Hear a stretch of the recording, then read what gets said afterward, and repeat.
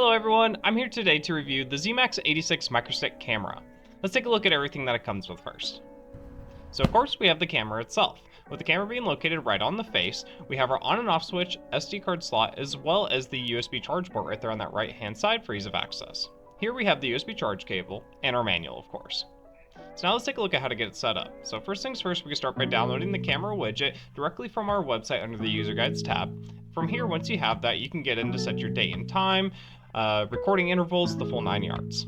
So now let's take a look at how to review. So we want to open up our file explorer, go to this PC, and then locate the drive for it. We'll double click on our Zeta folders to get in and actually locate the recordings as you see here.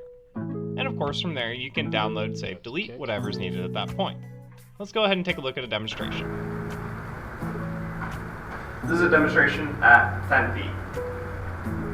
This is a demonstration at 20 feet. And lastly, this is a demonstration at 30 feet. And of course, if you guys did appreciate the content, don't forget to like and subscribe for future review videos.